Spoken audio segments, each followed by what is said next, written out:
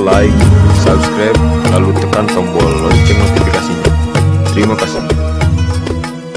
Mereka ada bawah kaki oleh hakim. Jika kau tidak percaya, turun dari kursimu dan kau lihat apa yang ada di bawah kaki. Ketika hakim tersebut turun melihat apa yang ada di bawah kaki Syekh Abdul Jalani, ketika lihat ternyata yang ada di bawah kaki Syekh Abdul Jalani adalah dinar, dirham. Kata Syekh Abdul Jalani, inilah Tuhan mereka. Mereka bukan menyembah Allah, mereka bukan mengandalkan Allah, tapi yang mereka sembah uang. Karena uang, karena harta, karena dagangan, karena pekerjaan, karena dunia, mereka tinggalkan Tuhan mereka Allah yang memberikan mereka harta, yang memberikan mereka kehidupan, yang memberikan mereka mata untuk melihat, yang memberikan mereka kedua telinga untuk mendengar, yang memberikan mereka tangan untuk menyentuh, yang memberikan mereka kaki untuk berjalan. Mereka tinggalkan Allah mereka, mereka tinggalkan Tuhan mereka hanya gara-gara dunia, harta, pangkat, jabatan, dan kekuasaan. Yang dimana harta dunia itu ada di bawah kaki. Maka tidak salah yang kata jika Tuhan mereka berada di bawah kaki. Nah, kita orang zaman sekarang kita bukan menuhankan Allah. Beda dengan Ibrahim yang lebih taat, lebih patuh, lebih tunduk kepada perintah Allah daripada perintah selain Allah Subhanahu Wa Taala. Oleh karenanya, saudara-saudara sekalian yang dimuliakan oleh Allah Subhanahu Wa Taala, dengan adanya acara kita pada malam hari ini, maka hendaklah kita sebagai orang tua untuk mendidik putra putri kita dengan bina Nabi Ibrahim. Ajarkan kepada mereka ajaran Nabi Ibrahim. Apa itu? Itu ajaran Islam, ajaran yang lurus, ajaran yang suci, ajaran yang selamat. Karena Nabi Ibrahim membawa ajaran Islam. Saudara-saudara sekalian yang dimuliakan oleh Allah, jadikan Nabi Ibrahim sebagai uswah, sebagai qudwah, sebagai teladan, sebagai pedoman bagi putra putri kalian. Sebab dalam Al-Quran Allah Subhanahu Wa Taala berfirman, "Qu anfusakum wa ahlikum nara." Jagalah diri kalian, jagalah keluarga kalian, anak istri kalian, jagalah orang-orang yang dibebankan bagi kalian tanggung jawab atas mereka. Jika Allah punya pembantu, maka kalian memiliki kewajiban atas pembantu kalian. Kewajiban kalian merupakan hak pembantu kalian kepada kalian. Karena pembantu kalian termasuk orang yang nafkahnya dibebankan kepada kalian. Anak kalian, putra putri kalian, istri kalian.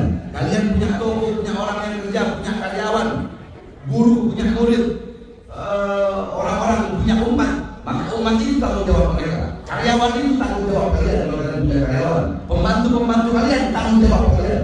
Jika kalian punya pembantu-pembantu, murid-murid kalian tanggung jawab kalian. Kalau kalian punya murid-murid, apa kewajiban kalian? Mencegah mereka daripada api neraka Allah Subhanahu Wa Taala. Bagaimana cara mencegahnya? Ad-duruhum wa an-yumuhum ad-din. Ajari mereka, didik mereka dengan pendidikan agama, yaitu pendidikan yang bagi Nabi Muhammad Sallallahu Alaihi Wasallam. Kita orang bapak zaman sekarang, pagi, siang, sore, malam, kita sibuk cari uang, sibuk cari nafkah untuk memberi makan jasmani anak-anak kita, memberi makan badan anak-anak kita, sehingga kita lupa memberi makan jiwa, lupa memberi makan ruh, lupa memberi makan hati anak-anak kita. Saudara-saudara, jika kewajiban kalian sebagai seorang bapak cuma kasih makan anak, cuma kasih makan istri, tapi tidak memberi makan jiwa mereka, tidak memberi makan hati mereka. Kalau kewajiban kalian sebagai suami atau kewajiban kalian sebagai bapak terhadap anak-anak kalian itu cuma kasih makan jasmaninya, maka tidak ada bedanya kita dalam binatang, saudara-saudara. Kalian kita belum bangun dari nafkah buat anak istri kita, binatang sudah duluan bangun untuk memberi makan anak-anak mereka. Maka kewajiban kita kalau cuma kasih makan anak saja tidak ada bedanya dengan binatang. Tetapi kewajiban kita lebih penting, yang harus lebih kita dahulukan, yang harus lebih kita utamakan. Apa itu?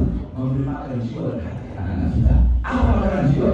Apa makanan hati? Makanan jiwa, makanan hati adalah ilmu. Hati 3 hari tidak kena ilmu, hati tersebut menjadi mati. Maka tanyakan kepada diri kita sebagai orang tua, telah berapa lama kita menjadi sebab hati anak-anak kita mati? Jangan-jangan kenapa anak kalian melawan kalian? Kenapa anak kalian melontot kepada kalian? Kenapa anak kalian membantah perintah kalian?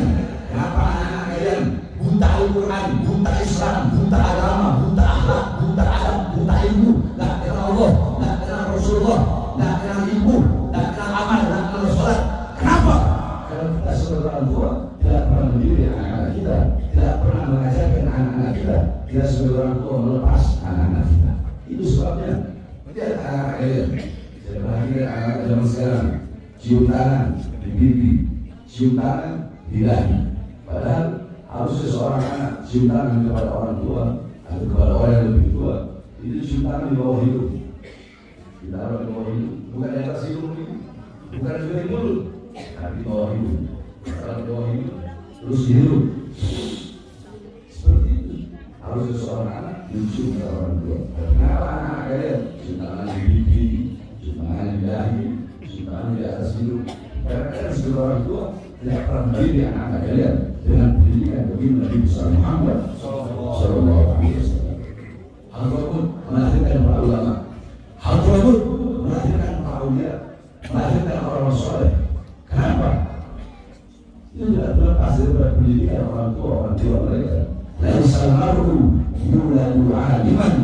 Tidak ada seseorang dilahirkan dalam keadaan berilmu. Tidak ada bayi lahir tahu-tahu dia berilmu, tahu-tahu dia mengerti hadis, dia mengerti fikih, dia mengerti tafsir, dia mengerti akhlak, dia mengerti adab. Tidak ada bayi lahir tidak pernah diajarin, tidak pernah diajarin, tidak pernah dikasih ilmu, terus tiba-tiba dia bisa. Tidak ada. Laisal mar'u yuladu 'aliman. Tidak ada seseorang yang lahir dalam keadaan berilmu, dalam keadaan tahu. Itu tidak ada. Semua orang lahir dalam keadaan tidak tahu. Semua manusia lahir dalam keadaan bodoh. Yang bikin dia pintar adalah ilmu. Yang bikin dia mengerti adalah ilmu. Maka kita sebagai orang tua, kalau kita mendidik anak-anak kita, maka anak-anak kita akan buta, tidak akan kenal agamanya, tidak akan kenal Tuhannya, dan tidak akan kenal Rasulnya. Bagaimana Nabi besar Muhammad SAW. Al-Qur'an melahirkan para ulama, para ulia, para fuqaha, para orang soleh. Itu apa? Tidak terlepas dari kepribadian orang tua mereka yang dimana dengan segenap hati usul-usul mendidik anak-anak mereka, mulai dari anak mereka baru lahir, mulai dari anak mereka belajar merangkak, mulai dari anak mereka. Al-Habib Abdullah bin Ali al-Haddad, sahib al-Ratib, Mujaddidul Islam. Al-Habib Abdullah bin Ali al-Haddad umur 3 tahun beliau kena penyakit cacar yang menyebabkan kedua mata beliau buta, sehingga di umur 3 tahun kedua mata beliau buta. Tetapi walaupun kedua mata beliau buta, tidak menurunkan semangat beliau dalam menuntut ilmu agama, sampai-sampai walaupun dalam keadaan buta di umur 6 tahun beliau hafal Al-Quran. Umur 9 tahun beliau hafal kutub sittah, Bukhari, Muslim, Sunan Abi Dawud, Tirmidzi, Ibnu Majah, An-Nasa'i. Umur 11 tahun beliau hafal kutub Al-Ghazali, Ihya Ulumuddin, Bidayatul Hidayah, Minarul Ilm, Minhajul Abidin, Kasyafatul Qulub, Al-Wajiz, Al-Wasid, dan lain-lainnya. Kenapa bisa seperti itu? Itu tidak terlepas daripada kepribadian abahnya, uminya, yang mendidik beliau dengan pendidikan agama, yang mendidik beliau dengan pendidikan baginda Nabi Muhammad SAW. Sampai-sampai di jalanan Daling, di pasar kota Daling, itu semua yang dagang di pasar, mereka nggak boleh dagang di pasar. Pada pedagang-pedagang yang jual ikan asin, yang jual gandum, yang jual buah-buahan, yang jual di pasar, mereka tidak boleh dagang di pasar, tidak boleh jualan di pasar kalau belum hatam 3 kali kitab Minhajul Talibinnya Al-Imam An-Nawawi. Al-Imam An-Nawawi Sahihul Majmu', beliau yang alam kitab Syarah Muhaddab Al-Majmu'. Nah, beliau punya kitab Minhajul Talibin, kitab fikih. Semua pedagang-pedagang di pinggir-pinggir kota Daring atau di tengah-tengah kota Daring, mereka tidak boleh dagang di pasar, tidak boleh jualan di pasar kalau belum hatam 3 kali kitab Minhaj tersebut. Itu kenapa? Itu tidak terlepas dari kepribadian bapak-bapak dan ibu-ibu yang ada di sana. Maka sekali lagi, didik anak-anak kalian dengan pendidikan baginda Nabi Muhammad SAW. Kita sebagai orang tua jangan pernah ngarep, saya ngarep nanti kalau saya mati, saya punya anak yang bakal membacakan doa, bakal kirimkan Fatihah, bakal kirimkan Yasin, bakal baca tahmid, tasbih, takbir, tanjim, sholawat, bakal doakan saya setiap habis sholatnya, bakal kirimkan Fatihah, bakal bikin acara hall tiap tahun buat saya. Dia bakal ngumpulin tetangga-tetangga, dia bakal ngumpulin orang, bakal ngundang ulama, ustaz, kiai, habaib duduk untuk bikin acara hall saya, untuk mengirimkan doa buat saya. Jangan ngarep pengen punya anak seperti itu. Kalau kita masih hidup, tidak pernah mendidik anak-anak kita dengan pendidikan agama. Jadi kita mendidik anak-anak kita, ibarat kita menanam sesuatu yang baik. Yang mana kita menanam sesuatu yang baik, pastinya kita akan memanen sesuatu yang baik. Sebagaimana kalau kita mendidik anak-anak kita, sehingga anak-anak kita menjadi ahli agama, anak-anak kita mengerti Al-Quran, kita memiliki tabungan yang pahalanya akan terus mengalir sampai datangnya hari kiamat. Sebagaimana sabda Rasul, "Inna mata Adam, inqata amaluhu illa min thalathah." Apabila manusia wafat, apabila manusia meninggal dunia, maka terputus seluruh amal hidupnya. Kita kalau mati, terputus amal kita. Kita masih hidup salat, kalau mati dalam kubur tidak bisa kita salat. Kita masih hidup puasa, kalau mati dalam kubur tidak bisa kita puasa. Semua amal-amal kita terputus. Tapi ada 3 amal yang tidak akan pernah terputus. Walaupun kita sudah mati, walaupun kita dalam kubur, walaupun nama kita terpampang di batu nisan, tapi kalau kita hidup menjalankan 3 perkara ini, 3 amal ini, tidak akan pernah terputus sampai datangnya hari kiamat. Apa 3 amal tersebut? Salah satunya orang yang saleh, yang kedua anak saleh yang mendoakan kedua orang tuanya. Kalau kita masih hidup, meninggalkan anak-anak yang saleh, meninggalkan putra-putra yang saleh, meninggalkan putri-putri yang salehah, saleh dan salehah, alim dan alimah, abid dan abidah, zahid dan zahidah, wari' dan wari'ah. Walaupun dia telah wafat, walaupun dia telah meninggal dunia, selama anak tersebut mendoakan kita, maka doanya akan mengalir terus sampai datangnya hari kiamat. Dan sekali lagi, jangan harap pengen punya anak seperti itu. Kalau kita masih hidup, tidak pernah mendidik anak-anak kita dengan pendidikan baginda Nabi besar Muhammad Sallallahu Alaihi Wasallam. Itu wasiat saya pada seluruh saudara-saudara yang hadir. Sekali lagi, didik anak-anak kalian dengan pendidikan Nabi Muhammad Sallallahu Alaihi Wasallam. Apalagi ini akhir zaman, penuh dengan fitnah, penuh dengan kerusakan, penuh dengan fitnah, penuh dengan kerusakan, keracunan di mana-mana, mabuk di mana-mana, khamar di mana-mana, narkoba di mana-mana, pembunuhan di mana-mana, kemaksiatan merajalela. Orang-orang bangga dalam berbuat dosa, bangga dalam perbuatan maksiatnya. Maka jika engkau ingin selamat, sekali lagi pilih kau punya anak-anak, jaga betul-betul kau punya anak-anak dari segala macam fitnah, dari segala macam kerusakan, daripada meniru bertasyabuh, daripada menyerupai orang-orang kafir atau mengikuti budaya orang-orang kafir, pola pikir orang-orang kafir. Jaga betul-betul kau punya anak agar berada di jalan Nabi Muhammad Sallallahu Alaihi Wasallam, berada di jalan Nabi Muhammad. Al-mar'u ma'a man ahab, seseorang yang dikumpulkan bersama dengan orang yang dia cintai. Qala Imam Malik, muhibbal qawm yalhaq bil jamaah. Qala Imam Ghazali, mahbubal mahbub mahbub, wa muhibbal mahbub mahbub. Imam Malik berkata, suatu kaum akan dikumpulkan bersama orang yang dia cintai. Rasulullah bersabda, barang siapa yang mencintai suatu kaum, maka dia akan dikumpulkan bersama kaum tersebut. Imam Ghazali berkata, mencintai suatu kaum yang dicintai oleh Allah, orang yang mencintai itu akan dicintai oleh Allah. Dicintai oleh suatu golongan yang dicintai oleh Allah, orang yang dicintai oleh golongan tersebut pun ikut dicintai oleh Allah Subhanahu wa Ta'ala. Jika kalian mengenalkan anak-anak kalian kepada majlis-majlis salim dari kecil, kenalkan anak kalian majlis salim, majlis ilmu, majlis zikir, majlis sholat dari kecil. Kumpul dengan para habaib, kumpul dengan para ulama, kumpul dengan para ustaz, kumpul dengan para kiai dari kecil, kumpul dengan orang soleh.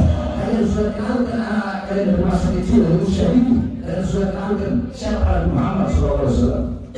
Kalian sudah kenalkan, kalian sudah dari anak kalian masih kecil, sudah kalian tanamkan dalam hatinya kecintaan dan kerinduan kepada baginda Nabi besar Muhammad SAW. Tidak mustahil, saudara-saudara, anak masih kecil, kalian tanamkan dalam hatinya kecintaan dan kerinduan kepada baginda Nabi besar Muhammad SAW.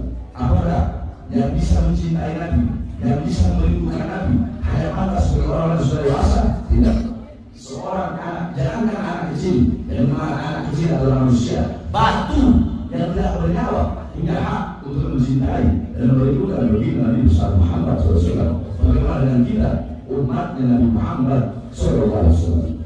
Tidakkah suatu cerita di zaman Syekh Abdul Rahman Al-Bari, ada seorang anak kecil. Tidakkah cerita ini bisa menjadi pelajaran bagi kalian? Bagaimana dalam menanamkan dalam hati anak-anak kalian kecintaan kepada baginda Nabi besar Muhammad SAW? Diceritakan di zaman Syekh Abdul Rahman Al-Bari, ada seorang anak kecil yang dimana anak kecil itu sangat rindu ingin berziarah ke makam Rasulullah SAW.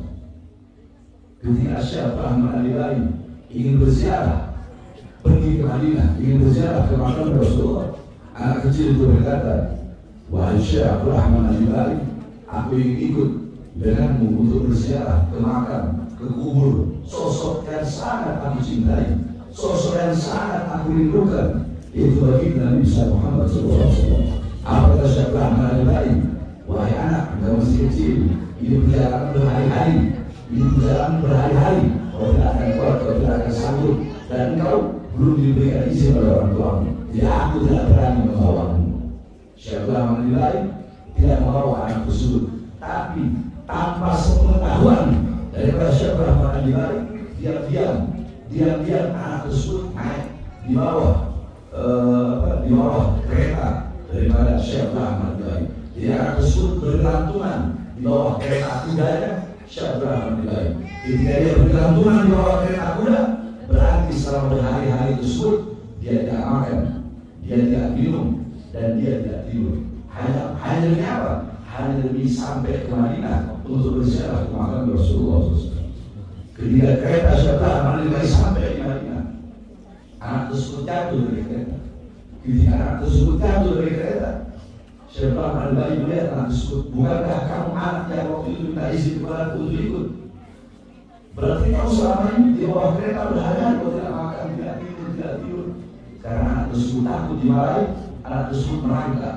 Dia tidak kuat berjalan, dia tidak kuat berlari, dia merangkak. Sudah sampai di Madinah, saking senangnya dia ambil tanah Madinah, saking rindunya sama Rasulullah, dia menangis, dia ambil tanah Madinah, dia usap-usap di tanah Madinah di mukanya, sampai dia mati saat ini. Anak kecil mati membawa kerinduan kepada baginda Nabi Muhammad SAW. Apakah sampai di situ? Tidak. Ketika anak itu dimakamkan di situ, setiap tahun Syekh Ahmad Al-Bani berziarah ke makam anak tersebut, maka semakin hari makam anak tersebut makin dekat dengan guru Nabi Muhammad. Jadi guru itu anak kecil, dia bergeser dengan sendirinya ingin mendekati guru Nabi Muhammad SAW. Bukan ketika hidup sudah mati, tetap dia ingin dekat, dia ingin jauh dengan baginda Nabi Muhammad SAW. Tidak seperti orang tua. Tanyakan diri kita, apakah anak-anak kita yang kecil mereka sudah dekat dengan Nabi Muhammad atau mereka jauh dari Nabi Muhammad? Sudah mereka kenal dengan Nabi Muhammad atau mereka buta tidak kenal siapa baginda Nabi Muhammad Sallallahu Alaihi Wasallam? Kalau kita dan anak-anak kita, keluarga kita ingin kelak di akhirat berkumpul dengan Nabi Muhammad, maka di dunia cintai Nabi Muhammad, kumpul dengan para pewaris Nabi Muhammad SAW, para penyambung lidah Nabi Muhammad SAW, itu para ulama, orang-orang soleh, majlis-majlis ilmu yang merupakan warisan Nabi Muhammad, majlis-majlis zikir. Kenalkan anak-anak kita dulu di majlis-majlis tersebut, insya Allah telah di akhirat kita akan berjumpa dengan baginda Nabi Muhammad. Kita berada di bawah bendera baginda Nabi Muhammad SAW. Amin amin. Kita doakan anak kita Muhammad Zazani bin Heri yang diberikan memberikan anak yang soleh, memberikan anak yang alim, memberikan seorang anak yang abid, seorang anak yang zahid, memberikan seorang muallim, mudarris, mu'addib. Semoga anak yang diberikan Muhammad Hijaz bin Heri bisa menjadi pelita, bisa menjadi cahaya bagi umat yang di kampung ini. Amin amin. Ya Rabbal alamin. Bismillahirrahmanirrahim. Allahumma shalli ala sayyidina Muhammad wa ala alihi وآخر الأعمال وآخر الأحياء وآخر المال وثبت مولانا وحبيبنا ومشى مولانا فالمسؤول على بني الله فلوب الظالمين والفاسدين والفاسقين والكافرين والمبتدئين والمسؤول عن سلطان الجليل وأمر الله بالحق والنصير بسم الله الرحمن الرحيم ومن ياسين سقفنا كاف عين صوت كفايتنا حاميم عين سلطان حمايتنا فسيكفيهم الله ويسعد معين فسيكفيهم الله ويسعد معين وصلى الله على سيدنا محمد وعلى آله وصحبه وسلم والحمد لله رب العالمين. والعفو منكم والسلام عليكم ورحمة الله وبركاته.